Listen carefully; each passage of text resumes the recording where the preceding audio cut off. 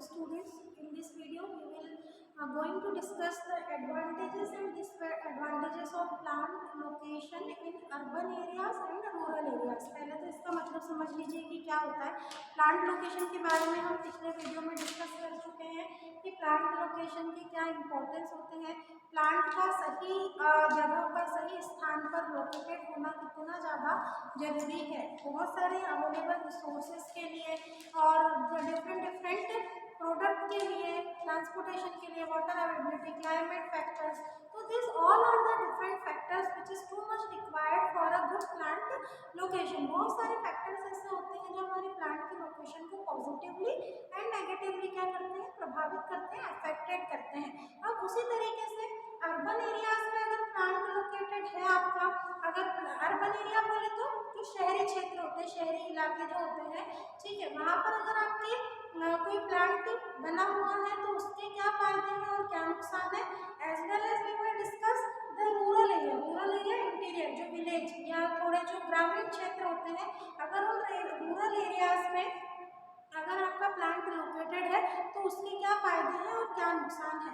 तो this 4 things है ना, हम डिस्कस करेंगे इस वीडियो में कि पहले तो अर्बन एरिया के क्या एडवांटेजेस और डिसएडवांटेज है प्लांट होने के, और फिर रूरल एरिया के क्या एडवांटेज और डिसएडवांटेज है प्लांट लोकेटेड होने के। तो let's start the first advantages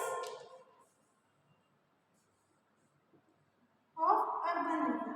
urban area में प्लांट के लोकेटेड होने के, प्लांट के बने होने के क्या एडवांटेजेस है। फर्स्ट हम पहले डिस्कस करते हैं कि that is close to the market where the product can be sold. ये सबसे पहले तो ये फायदा होता है कि अगर अर्बन एरिया में आपका जो प्लांट है वो बना हुआ है तो वो मार्केट के क्या होगा, बहुत ज़्यादा क्लोज होगा, पास में होगा, जिससे प्रोडक्ट की सेलिंग में क्या हो जाएगी, आपको हेल्प मिल जाएगी कि जितना मार्केट क्लोज है उतना ही आपका प्रोडक्ट कस्टमर तक इजीली पहुंच सकता है।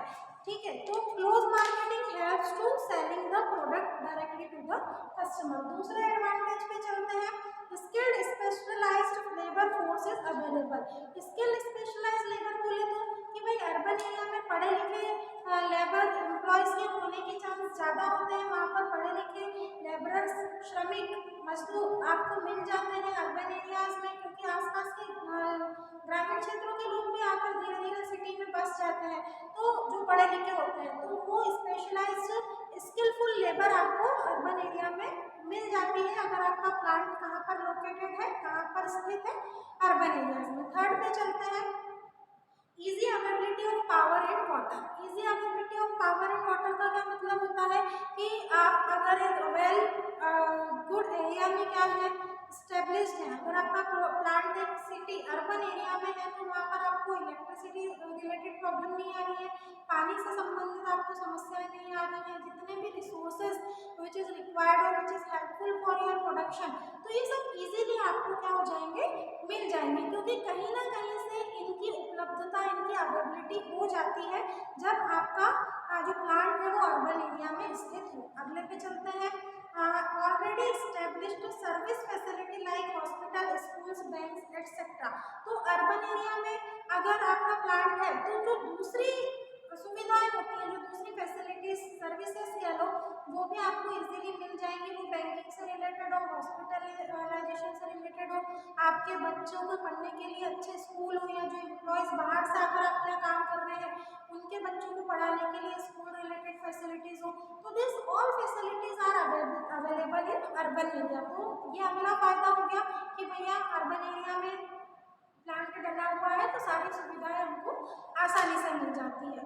ठीक है, तो हमने 4 एडवांटेज डिस्कस करें। फिफ्थ पे चलते हैं, existing building can be hired और can be taken on lease for factory और ऑफिस यूजेस। ठीक है, लीज पर आप इजीली, कोई आपको आपका प्लांट डालना है, बिल्डिंग आपका ऑफिस कोई खोलना है तो आपको बिल्डिंग लीज पर मिल जाएगी, किराए से आपको रेंट पर कोई बिल्डिंग आपको अर्बन एरिया में इजीली मिल जाएगी। अगर आपका खुद का कोई प्लांट फैक्ट्री आप डालने की स्थिति में नहीं है तो आप लीज पर कोई बिल्डिंग लेकर, किराए की कोई बिल्डिंग लेकर आप उसमें आपका ऑफिस और आपकी फैक्ट्री जो भी आप रन करना चाहते हैं वो आसानी से अर्बन एरिया में मिल जाएगा। अगला चलते हैं, for making purchase of standard item market is already available. अब आपको अगर कोई standard good products services purchase करना है, क्योंकि आप अर्बन एरिया में, शहरी इलाके में है, तो बहुत बड़ा मार्केट है जहाँ पर आपको आपकी यूज़ के अकॉर्डिंग सारी चीज़ें अच्छी क्वालिटी की मिल जाएंगी।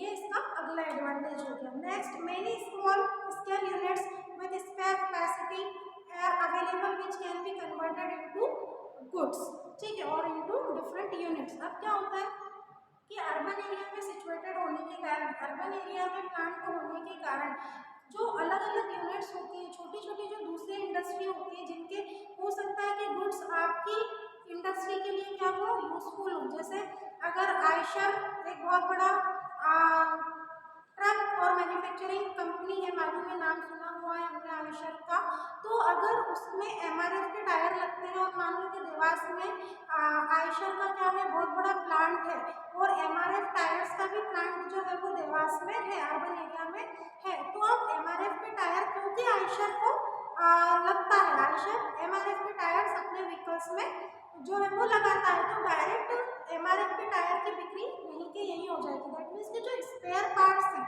जो अलग कंपनीज के होते हैं, वो हर प्रोडक्ट मिलकर दूसरा प्रोडक्ट बनाता है, ये तो आपको मालूम है, असेंबल करके। तो उस प्रोडक्ट के लिए कहीं बाहर जाने की जरूरत नहीं है, इजीली वो प्रोडक्ट्स, ये सिर्फ मैंने आयशर का और एमआरएफ का एग्जांपल बताया, ये सिर्फ इसलिए बताया कि आप समझ सके, कनेक्ट कर सके कि कैसा एक कंपनी का गुड्स दूसरी कंपनी के गुड्स के लिए क्या होता है, हेल्पफुल होता है। तो एक कंपनी का फिनिश गुड दूसरी कंपनी के लिए क्या हो सकता है, रॉ मटेरियल हो सकता है। एमआरएफ ने टायर बना दिए, तो एमआरएफ का टायर बनकर तैयार हुआ, तो ये एमआरएफ कंपनी का फिनिश गुड्स, अंतिम उत्पाद हो गया। लेकिन आयशर के लिए वो रॉ मटेरियल है, क्योंकि आयशर के ट्रक में अभी अलग कंपनी का गियर लगेगा, इंजन लगेगा, अलग कंपनी का टायर लगेगा, स्टीयरिंग लगेगी, तो ये जो भी नाम लिए मैंने, ये आयशर की अभी रॉ मटेरियल है। तो जरूरी नहीं है कि एक कंपनी का फिनिश गुड दूसरी कंपनी का क्या हो, फिनिश गुड्स हो, तो उसका रॉ मटेरियल कहा जाएगा, तो इजीली अवेलेबल हो जाता है। So students, we have discuss the advantages of plant location located in urban areas. Now we will discuss the disadvantages. क्या डिसएडवांटेजेस होंगे, आप ये भी समझ लेते हैं। फायदे तो हमने पढ़ लिए, डिसएडवांटेज की ओर चलते हैं कि अगर शहरी क्षेत्रों में आपका प्लांट है तो फायदे हैं पर नुकसान भी है, वो समझो कैसे। The overall cost of establishing the facility is high compare to locating in rural area. क्या कह रहे हैं कि जो अल्टीमेटली जो कॉस्ट होती है वो क्या हो जाती है, इंक्रीज हो जाती है। सपोज एडवांटेज में मैंने आपको बताया था कि रेंट और लीज पर लेकर आप कोई बिल्डिंग चला लेते हैं, तो आप इस लीज पर और रेंट पर ली हुई बिल्डिंग का जो किराया दे रहे हैं, वो भी आपके प्रोडक्ट की मैन्युफैक्चरिंग कॉस्ट में आप क्या कर देते हैं, ऐड कर देते हैं। क्योंकि अर्बन एरिया के खर्चे इतने ज़्यादा होते हैं कि उन सबको निकालने के लिए आप आपके प्रोडक्ट में उन खर्चों को, एक्सपेंसेस को क्या करते जाते हैं, ऐड करते जाते हैं। लेकिन अगर आप रूरल एरिया में बात करेंगे, तो रूरल एरिया में वहाँ आपको इतना ज़्यादा रेंट नहीं देना होता है, बहुत सारी चीज़ें फ्री ऑफ कॉस्ट भी आपको अवेलेबल हो जाती है, दूसरे खर्चे आपके बच जाते हैं। तो सब cost is add on in your product because your plant is located in to urban area. Next disadvantage, अगले नुकसान की तरफ चलते हैं। Land available is limited, future expansion sometimes may not be possible. क्योंकि शहरी इलाकों में हम देखते हैं कि जो लैंड है ना, जो जमीन है वो क्या है, लिमिटेड है। आप भविष्य में कभी आपके बिजनेस को बढ़ाने के लिए सोचे कि आज यहाँ पर शेड डाला हुआ है, पीछे की जमीन खरीद कर वहाँ पर शेड डाल देते, तो हो सकता है कि इट इज इम्पॉसिबल, वो पॉसिबल ना हो सके, क्योंकि लिमिटेड एरिया शहरी क्षेत्रों में होता है। और आपको अपने दिमाग से सोचिए कि रूरल एरिया में ऐसा नहीं होगा। We will discuss whenever we will study about the advantages of plant location in rural areas. तो दूसरा डिसएडवांटेज क्या हो गया कि भैया लैंड, जमीन की जो सीमा है वो क्या है, लिमिटेड है, स्थायी है ना, बढ़ा नहीं सकते। भविष्य में जब आप आपके बिजनेस को बढ़ाने का सोचे, एक्सपांड करने का सोचे, तो वो इम्पॉसिबल हो जाएगा। Next, land cost and construction cost will be definitely high. मैंने आपसे पहले कहा कि जो यहाँ जमीनें, जो लैंड होती है, वो अर्बन एरिया में बहुत ज़्यादा क्या होती है, कॉस्टली होती है, क्योंकि मेन जो मार्केट है वो शहर से लगा होता है, तो लैंड और कॉस्ट यहाँ पर बहुत ज़्यादा हो जाती है। तो प्रोडक्ट की प्राइस भी आपको बढ़ानी पड़ती है, उसके फिर बहुत सारे एक दूसरे से इंटर रिलेटेड डिसएडवांटेजेस निकलते जाएंगे। अगला है cost of labour is high due to high cost of living in towns. अब भैया लेबर एम्प्लॉयज अगर बाहर गाँव से आकर आप क्या रह रहे हैं तो वो भी किराया दे रहे हैं, है ना, उनके भी दूसरे एक्सपेंसेस हैं, तो definitely they will want the more salaries from you. आपसे वो ज़्यादा सैलरी वेजेस मांगेंगे तभी तो वो उनके किराए के घर में पैसे देंगे, किराया भरेंगे, दूसरे जो लिविंग स्टैंडर्ड है उनको फुलफिल कर पाएंगे। तो जो लेबर की कॉस्ट होगी, लेबर को दी जाने वाली सैलरी होगी, वो भी बहुत क्या होगी, ज़्यादा होगी, क्योंकि everyone wants to maintain their standard of living, और वो स्टैंडर्ड लिविंग कब मेंटेन कर पाएंगे, जब उनको अपनी नौकरी की जगह से अच्छा पैसा मिल रहा होगा। तो आपको लेबर को भी यहाँ पर ज़्यादा चार्ज देना पड़ेगा, ज़्यादा सैलरी देनी पड़ेगी for making their life good. Next is local taxes are high like corporate tax which may not be there in rural areas. अब corporate जो टैक्स होते हैं वो क्या हो जाते हैं अर्बन एरियाज में, शहरी क्षेत्रों में आते से ही बढ़ जाते हैं। वहाँ पर आपको आपकी प्लांट का लोकेशन के लिए भी आपको टाइम टू टाइम या ईयर वाइज या मंथ वाइज क्या होता है टैक्स देना पड़ता है, क्योंकि शहरी इलाके में आपका बहुत बड़ा प्लांट अगर स्थित है तो आपको कॉर्पोरेशन टैक्स वहाँ पर पे करना पड़ेगा, लेकिन रूरल एरिया में ऐसा नहीं होता, अगर होता भी है तो नॉमिनल टैक्स आपका डिडक्ट होता है। Labour unions and their related problems are मोर।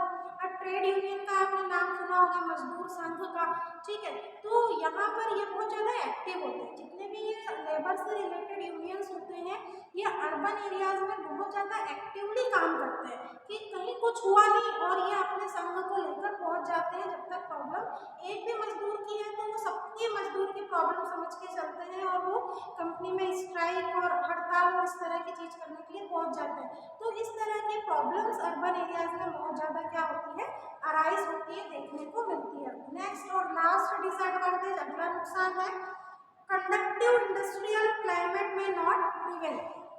कि कई बार क्या होता है कि जो क्लाइमेट आपको रिक्वायर्ड होता है उस तरीके का क्लाइमेट आपकी कंपनी को, आपकी फैक्ट्री को, आपकी इंडस्ट्री को नहीं मिल पाता। ऐसा क्यों होता है, क्यों, क्योंकि शहरी इलाके हैं, यहाँ पर अगर किसी भी तरीके का कोई हार्मफुल प्रोडक्ट या स्मोक या गंदा पानी निकल रहा है तो तुरंत आकर जो पब्लिक है वो क्या हो जाती है, अगेंस्ट हो जाती है, प्रिविलेज उनको नहीं इतना मिलता है, तो वो अलग अलग तरीके से आपके खिलाफ खड़े हो जाते हैं, आपकी कंपनी आपके प्रोडक्ट के खिलाफ वो हो जाते हैं। तो इस तरह के क्लाइमेट में बने रहने के लिए आपको क्या करना होगा, जो क्लाइमेट आपकी कंपनी को आप चाह रहे हैं उसे पैसा देने के लिए आपको उसके लिए दूसरी बहुत सारी चीज़ों को क्या करना पड़ेगा, मनी के टर्म में मैनेज करना पड़ेगा। तो we have discuss the advantages and disadvantages of urban areas plant. Urban area में जो प्लांट लोकेटेड होते हैं उनके फायदे और नुकसान हमने पढ़े। Now next we will discuss the advantages and disadvantages of rural areas. अब अगर रूरल एरियाज में आपके प्लांट हैं तो उनके क्या डिसएडवांटेज है और क्या एडवांटेजेस हैं वो हम पढ़ लेते हैं, डिस्कस कर लेते हैं। तो अगर ग्रामीण क्षेत्रों में सबसे पहले आपने सोचा है कि भैया मुझे तो शहरी क्षेत्रों से बहुत प्रॉब्लम ज़्यादा फेस करनी पड़ेगी, तो मैं तो अपना प्लांट जो है वो रूरल एरियाज में ही एस्टेब्लिश करूँगी, ओपन करूँगी। तो अब उसके डिसएडवांटेजेस देखते हैं, सबसे पहले उसके हम फायदे देखते हैं कि क्या फ़ायदे हमें मिलेंगे। तो देखो पहला है easy availability of land for present construction and future expansion and the land cost is cheap. देखो सबसे पहले फ़ायदा क्या मिलेगा कि अगर मैं रूरल एरिया में अपने प्लांट को इस्टेब्लिश कर रही हूँ और भविष्य में उस प्लांट का मैं एक्सपांशन करना चाहती हूँ, बढ़ाना चाहती हूँ और ज़्यादा उसको एक्सपांड करना चाहती हूँ, तो मुझे कम कीमत में चीप रेट में लैंड इजीली अवेलेबल हो जाएगी। अगर अभी यहाँ पर मेरा प्लांट है, मैं पीछे वाली ज़मीन को खरीदना चाहती हूँ और अपने प्लांट के शेड को और बढ़ाना चाहती हूँ तो इजीली मुझे कम कीमत पर वहाँ पर लैंड अवेलेबल हो जाएगी। ये होगा आपका फर्स्ट एडवांटेजेस का कि रूरल एरिया में भैया मेरा प्लांट है। Next unskilled labor availability is more but they have to be trained to make them skilled semi skilled। ये माना हमने कि कम पढ़े लिखे कम स्किल्ड लोग हमें मिलेंगे रूरल एरिया में, लेकिन ये भी तो पॉसिबल है कि हम उनको ट्रेनिंग प्रोवाइड करके जो अनस्किल्ड थे उनको हम स्किल्ड में कन्वर्ट कर दें। काय की आवश्यकता है, सिर्फ ट्रेनिंग देने प्रशिक्षण की तो जरूरत है। हमने उन अनस्किल्ड लेबर्स को, अनएजुकेटेड लोगों को ट्रेनिंग दी और वही अनएजुकेटेड और अनस्किल्ड लेबर अब हमारे काम करने योग्य लोग बन चुके हैं, या भविष्य में वो हमको ज़्यादा अच्छा दे सकते हैं, परफॉर्मेंस कर सकते हैं हमारी कंपनी के लिए, फैक्ट्री के लिए। अब हमने उनको ट्रेनिंग प्रशिक्षण देकर इतना काबिल, इतना योग्य बना दिया। तो ये हो गया आपका सेकंड एडवांटेज। थर्ड पढ़ लो, government subsidies concessions are there. Rural areas में गवर्नमेंट की जो सब्सिडीज होती है, कंसेशंस होते हैं, छूट फायदे जो होते हैं वो बहुत ज़्यादा मिलते हैं, क्योंकि रूरल एरिया में कम लोग जाना पसंद करते हैं ना, इसलिए गवर्नमेंट भी अपनी अलग अलग स्कीम्स यूज़ करती है कि भैया रूरल एरिया में अगर आप कोई प्लांट ओपन करते हैं तो उस प्लांट आपने 3 लाख का लोन दिया तो मान लो 3% आपको क्या दे दी, 30% आपको सब्सिडी दे दी। तो अब आपको 3 लाख लोन के लिए भरना है, 30% उसमें से डिडक्ट करके भरना है। तो इस तरह की कंसेशन सब्सिडीज रूरल एरिया में चलते रहते हैं। अगला है not much union problem, good industrial relation. अब यहाँ पर यूनियन से रिलेटेड प्रॉब्लम नहीं होती है, हर कोई आकर, कोई भी ट्रेड यूनियन वाले आकर बार बार आपके स्ट्राइक, हड़ताल और इस तरीके की एक्टिविटीज नहीं कर सकते हैं, और जो इंडस्ट्रियल रिलेशन होते हैं वो भी यहाँ पर प्रॉपरली मेंटेन होते हैं। एक दूसरे के अपोजिशन में लोग, विरुद्ध, अगेंस्ट लोग कम देखने को मिलते हैं। लास्ट है टैक्सेस विल बी लो। यहाँ पर जो कर है ना, टैक्स जिसको हम इंग्लिश में बोलते हैं, टैक्स के जो रेट होते हैं वो यहाँ पर क्या होते हैं, कम होते हैं, क्योंकि रूरल एरियाज होते हैं जनरली जो लैंड होती है वो पर्सनली किसी ऑनर की होती है, तो जो कॉर्पोरेट टैक्स टाइप के दूसरे टैक्स होते हैं, कर होते हैं, वो यहाँ पर आपको कम से कम पे करने होते हैं। तो students, this are the advantages of rural area. तो भविष्य में कभी भी अगर आप कोई प्लांट ओपन करना चाहें तो आप प्रेफर करें कि रूरल एरियाज में वो प्लांट हो। आप डिसएडवांटेज की ओर चलते हैं। फर्स्ट डिसएडवांटेज है cost involve in training the unskilled labour into skilled will involve high cost. Advantage में इसमें सेकंड एडवांटेज मैंने आपको बताया था कि अनस्किल्ड लेबर को स्किल्ड बनाने के लिए ट्रेनिंग के प्रोग्राम आप कंडक्ट कर सकते हैं। पर डिसएडवांटेज में वो पॉइंट क्या कह रहा है कि अगर आप ट्रेनिंग जैसे सेमिनार्स और दूसरी चीज़ें आप कंडक्ट करते हैं, काउंसलिंग वगैरह, तो उसके लिए जो पैसा आपको खर्च करना पड़ेगा वो बहुत ज़्यादा हाई हो जाएगा। तो इससे आपके जो प्रोडक्ट और सर्विसेज की कॉस्ट है वो उसमें इंक्लूड करेंगे आप, तो वो भी बढ़ जाएगी। तो स्किल्ड लेबर को, अनस्किल्ड लेबर को स्किल्ड लेबर में कन्वर्ट करना अच्छी बात है, लेकिन उसके लिए जो पैसा होता है वो ज़्यादा खर्च हो जाता है। और अर्बन एरिया में ऐसी कोई प्रॉब्लम आती नहीं है, क्योंकि स्किल्ड लेबरर्स हमारे पास होती हैं। अगला disadvantage, proper rail road links may not be there to establish them, high cost is involve.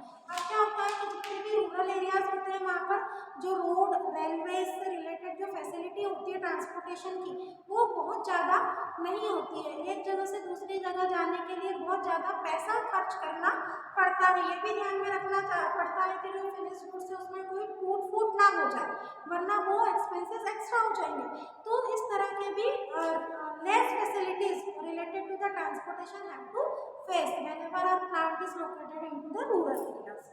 अगला है availability of power may not be a problem। अब यहाँ पर इजीली जो इलेक्ट्रिसिटी या पावर की हम बात करें तो उसकी अवेलेबिलिटी कम से कम होती है। कई बार ये होता है कि प्रोडक्शन के दौरान एकदम से लाइट चली गई या कोई बहुत बड़ा फॉल्ट हो गया, तो अब अर्बन एरिया से पूरी टीम आएगी, उसको सुधारेगी, जब तक प्रोडक्शन पर उसका क्या पड़ चुका होता है, हेवी इम्पैक्ट पड़ चुका होता है। तो पावर की अवेलेबिलिटी का भी कम होना एक प्रॉब्लम है। नेक्स्ट है far away from the actual markets.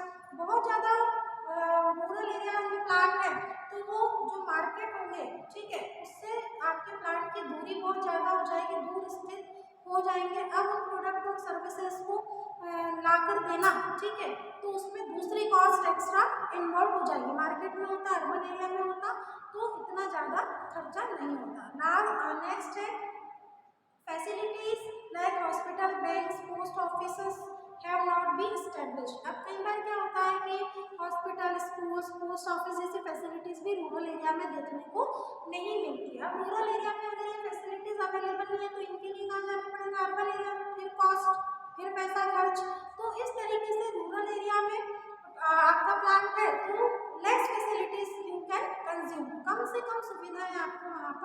मिलेंगी। लास्ट,